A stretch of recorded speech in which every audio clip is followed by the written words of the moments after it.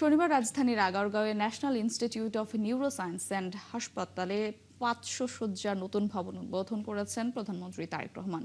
উদ্বোধনের পর কেমন চলছে সেখানকার কার্যক্রম সেই খবর রাখছেন মেহেদী হাসান। যুক্ত হব তার সঙ্গে। মেহেদী, উদ্বোধনের পর প্রথম দিনের কর্মতৎপরতা কেমন দেখছেন? চিকিৎসক ও রোগীর ভিড় সেই নতুন উদ্বোধন হওয়া ভবনে কেমন আপনার চোখে পড়ছে জানাবেন।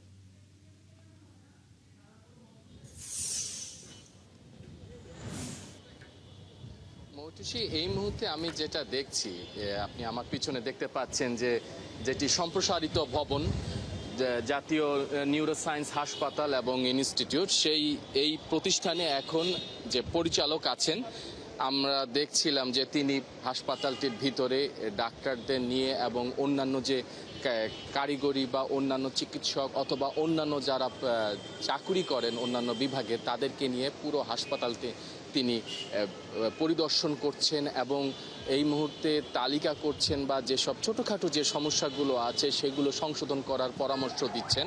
এখন পর্যন্ত কিন্তু মৌটুসী এই হাসপাতালে রোগী ভর্তি শুরু হয়নি, তবে যেটা সম্প্রসারিত ভবনটি এই হাসপাতালে রোগী ভর্তি শুরু হয়নি, তবে বেশ কিছু জরুরি যে স্বাস্থ্য পরীক্ষাগুলো আছে, যেমন সিটি স্ক্যান, এমআরআই এবং অন্যান্য যে খুবই গুরুত্বপূর্ণ স্বাস্থ্য পরীক্ষাগুলো আছে, সেগুলো কিন্তু এই সম্প্রসারিত যে ভবনটি আছে, যা ন্যাশনাল ইনস্টিটিউট অফ নিউরোসায়েন্স ও হাসপাতালে, সেখানে করা হচ্ছে।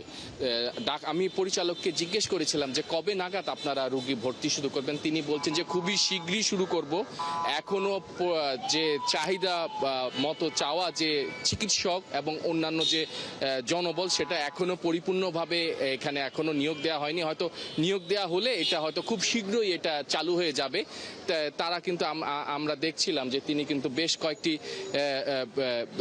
যে জরুরি যে বিভাগগুলো আছে সেই বিভাগগুলোর মধ্যে ডাক্তারদের নিয়ে এবং অন্যান্য যে এই যে মেশিনপত্রগুলো আছে, যেমন এমআরআই, সিটি স্ক্যান, সেই মেশিনপত্রগুলোর তিনি দেখভাল করছেন এবং সেই মেশিনগুলো যে ঠিক আছে কিনা বা এবং অন্যান্য যে কোনো ত্রুটি আছে কিনা সেগুলো কিন্তু তিনি খুব মনোযোগ সহকারে দেখছেন এবং সামনে যে সমস্যাগুলো পড়ছে সেগুলো কিন্তু তিনি দ্রুত সারানোর পরামর্শ দিচ্ছেন।